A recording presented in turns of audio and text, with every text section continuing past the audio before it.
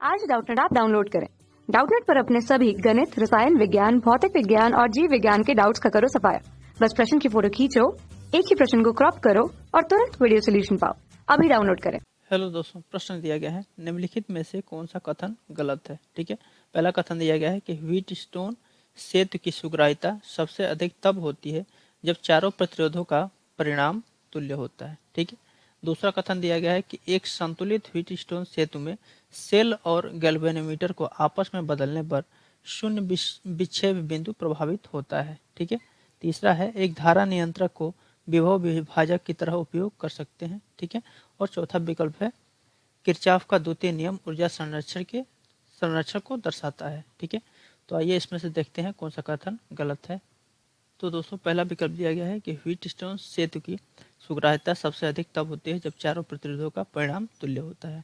ठीक है, यानी अगर ये इसको मान लें कि ये जो है व्हीटस्टोन ब्रिज है। ठीक है, इसमें चार प्रतिरोध होते हैं पी, क्यू, आर और एस। ठीक है, तो इसकी सुग्राह्यता यानी सेंसिटिविटी सबसे अधिक तब होती है कि जब चारों प्रतिरोधों का मतलब परिणाम यानी चारों प्रतिरोधों का मान जो है लगभग बराबर हो। ठीक है, तो उस कंडीशन में इसकी सुग्राह्यता सबसे अधिक होती है। ठीक है, इसका मतलब विकल्प ए सही है। ठीक है, दूसरा क्या हो जाएगा, एक संतुलित व्हीटस्टोन ब्रिज में सेल और गैल्वेनोमीटर को आपस में बदलने पर शून्य विक्षेप बिंदु प्रभावित होता है। ठीक है, यानी यहाँ पे ये सेल है, ठीक है, और ये गैल्वेनोमीटर है। ठीक है, तो अगर इन दोनों को बदल दें, ठीक है, तो जो शून्य विक्षेप की स्थिति होती है वो प्रभावित नहीं होती है। ठीक है, प्रभावित नहीं होती है। और यहाँ क्या कहा गया है कि एक संतुलित व्हीटस्टोन ब्रिज में सेल और गैल्वेनोमीटर को आपस में बदलने पर शून्य विक्षेप बिंदु प्रभावित होता है। ठीक है, इसका मतलब ये गलत है। ठीक है, यानी प्रभावित नहीं होता है। ठीक है, यानी यहाँ क्या पूछा गया है कि कौन सा कथन गलत है।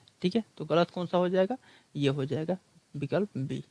अब तीसरा विकल्प है कि एक धारा नियंत्रक को विभव विभाजक की तरह उपयोग कर सकते हैं। ठीक है, तो दोस्तों जो धारा नियंत्रक होता है जिसे रजिस्टेट भी बोलते हैं, क्या बोलते हैं, रजिस्टेट। ठीक है, ये जो है धारा नियंत्रक होता है और इसे हम जो है विभव विभाजक यानी पोटेंशियल डिवाइडर की तरह प्रयोग कर सकते हैं। ठीक है, इसका मतलब ए भी विकल्प सही है। ठीक है, अब यहाँ पे ये क्या है, किरचॉफ का द्वितीय नियम ऊर्जा संरक्षण के सिद्धांत को दर्शाता है। ठीक है, तो दोस्तों अगर ये मान लें कि ये कोई क्लोज्ड पाथ है, ठीक है, यानी बंद परिपथ है। ठीक है, और इसमें अगर हम देखें कि यहाँ पे एक बैटरी लगी हुई है यानी सेल लगा हुआ है। ठीक है, जिसका विद्युत वाहक बल E है। ठीक है, और मान लें कि इसमें दो प्रतिरोध लगे हुए हैं R1 और R2। ठीक है, तो R1 के सिरों के बीच विभवांतर अगर V1 है और R2 के सिरों के बीच विभवांतर V2 है। ठीक है, तो E बराबर क्या हो जाएगा, E बराबर होता है V1 plus V2।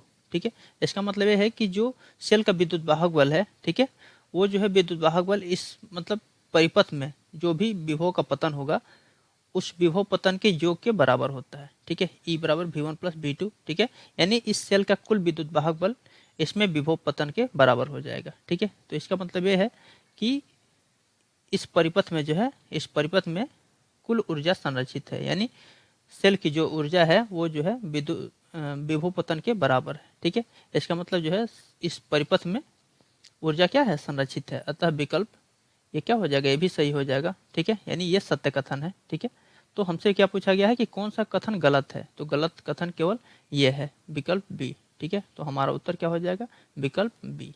Thank you दोस्तों। कक्षा 6 से 12वीं से लेकर नीट, IIT, JEE वो एडवांस के लेवल तक 1 करोड़ से ज्यादा छात्रों का भरोसा। आज ही डाउनलोड करें डाउटनेट ऐप या व्हाट्सएप करें अपने सारे डाउट्स 8400 400 400 पर।